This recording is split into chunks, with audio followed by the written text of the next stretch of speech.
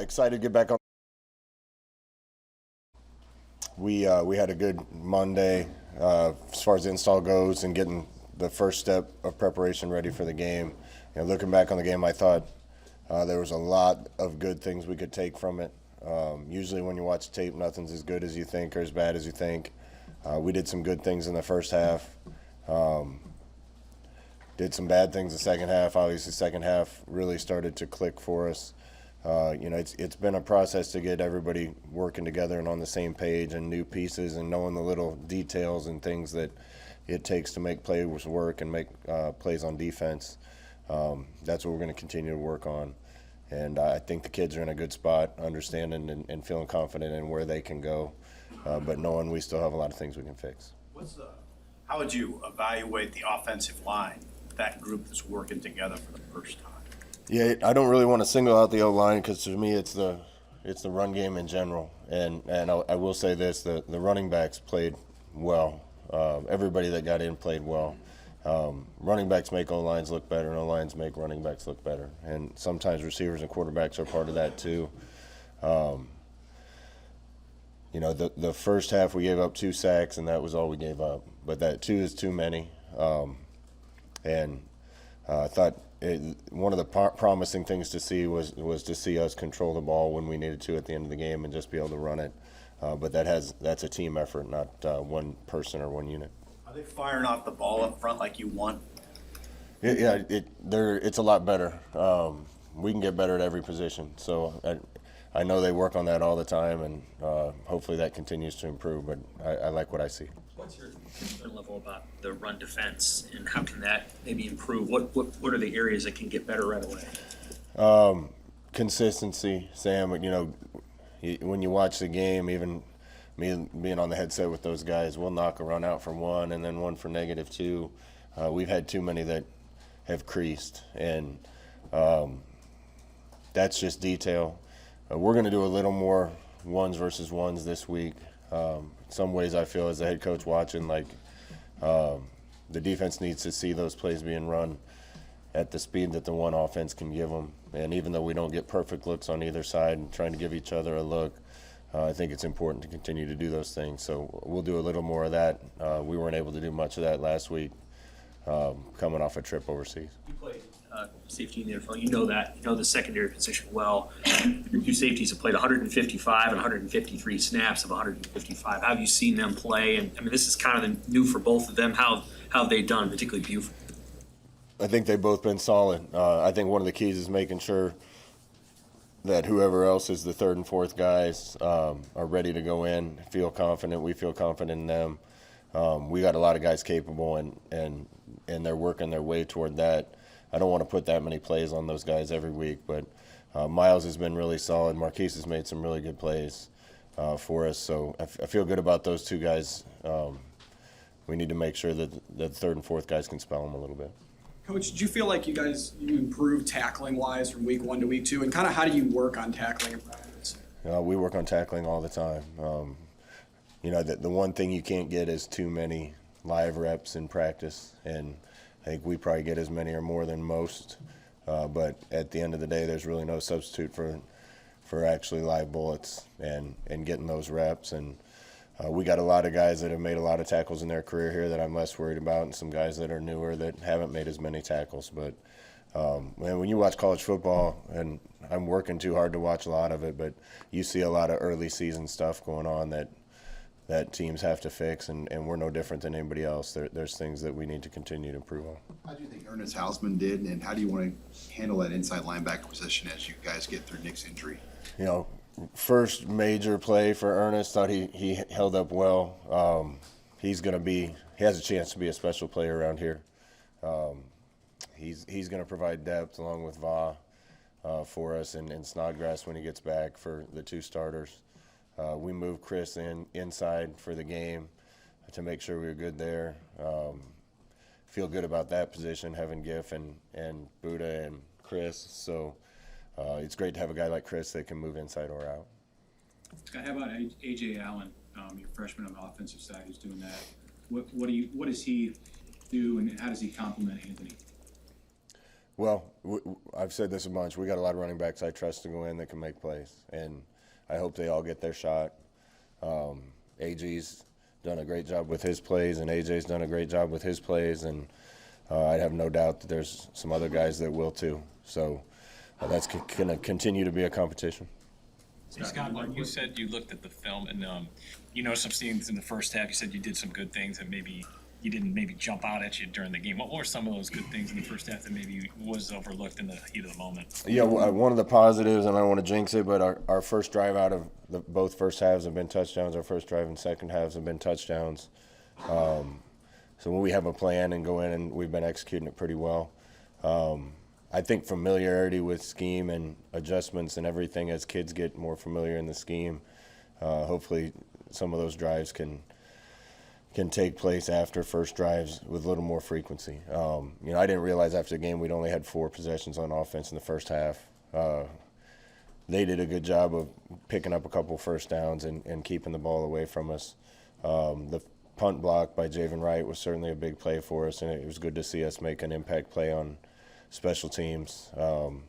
And other than the one drive, I thought the defense held up real well in the first half. So, but you got to play complete games. The offense has to play well, defense has to play well, and special teams has to play well. And we'll definitely need to play more complete games to get wins down the road.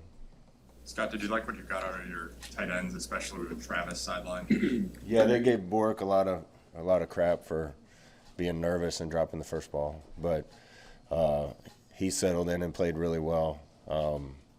Chancellor Brewington's a special kid. He is tough, can do about anything we ask him. He played really well too.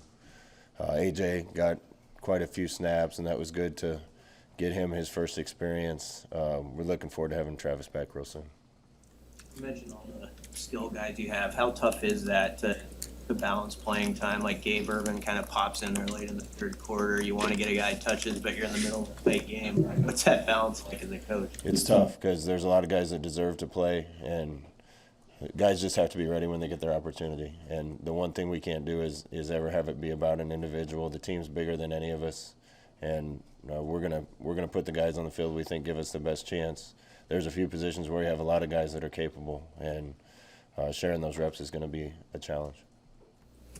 What kind of person do you have to be to do what Chance is willing to do every game? I mean, because pretty thankless. I know he got a touchdown, but a lot of what he does is blocking guys that are bigger than him, doing sort of gritty tasks. Yeah, I can make a highlight tape already of him making some impactful and impressive blocks.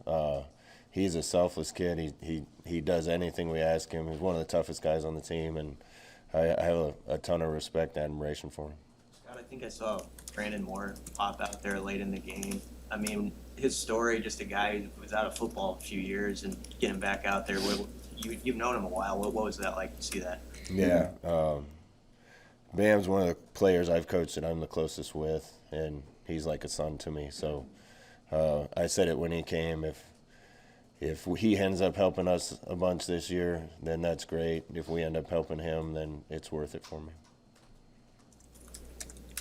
Without going too far into the Anthony Grant discussion, on film, did anything jump out at you after you watched it? I thought the vision of the running backs in general, everybody that got a chance, was really good. They saw some cracks and hit some seams to get extra yards that were hard to see. Thought Anthony's patience was really good on a couple of the runs, not just running blindly up in there, but waiting for blocks to develop. And with a lot of these guys, if we can get them on the second level, we have a chance to make big plays now. And it's kind of up to the O-line and the coaching staff to get us in the right place and the right schemes to make sure that some of these backs can get in space. Scott, you mentioned multiple times Ramir Johnson's in between the positions of wide receiver and running back. What does that mean exactly? Is he not on the playbook yet, behind guys at either position? What's going on there? Ramir had an unbelievable week of practice last week at receiver. There's still some detail as you're spending a lot more time at that position. There's some detail to it that it just takes a while to learn. He's one of the guys I feel the worst for right now, but I have no doubt he's going to be a big part of what we're doing through the course of this season. He's too good a player not to. So we kind of had a plan to get him in more than we got him in Saturday, but we'll keep looking for spots to use him because he's got a lot of talent. Is he gonna be more part of the game plan this week? I don't know. We'll see. Is he kind of a fan of that, being a receiver more than running back? I think he just one of the things I really respect about him, he's going to do whatever it takes to help the team, and obviously he did a lot of that last year as a running back. I think he's capable as a receiver. He's looked really good out there, so he's capable of helping us a lot of places. We have more depth at both those spots than we've had in the past, so it's going to take him a little while to get really comfortable outside. We know we can move him back in the backfield anytime we need.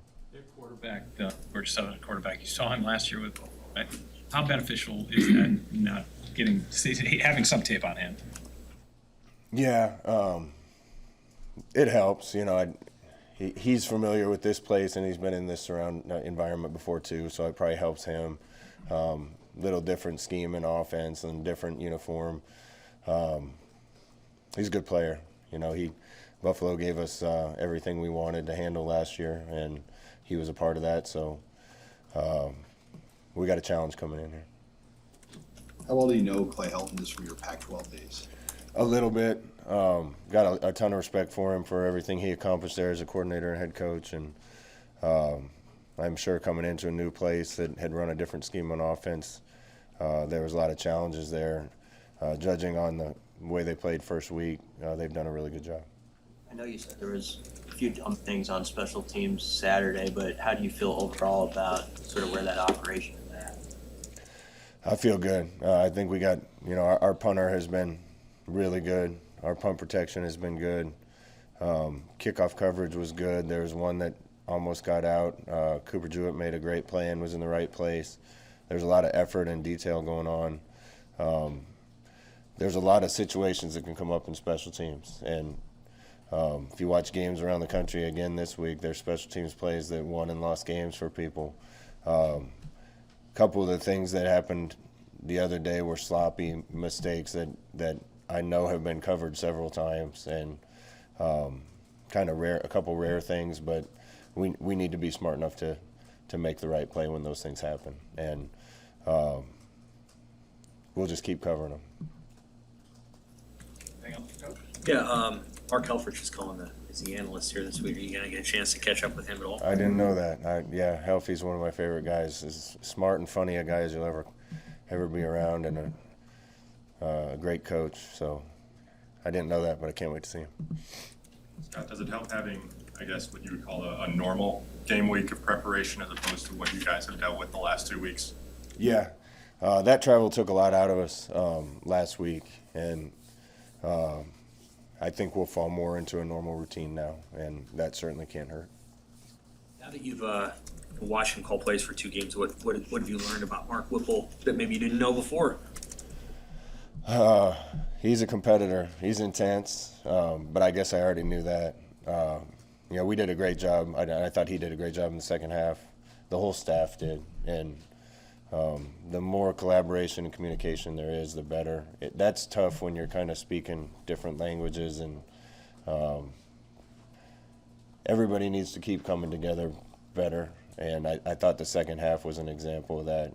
And that's players and coaches. The more familiar we get with one another and what we're doing, the better we're going to be. Some of those run plays, stuff that you've run before where you had chance and then Manning kind of both pulling like that, is that new, or is that stuff you've done before too? That's stuff a lot of people do, Sam.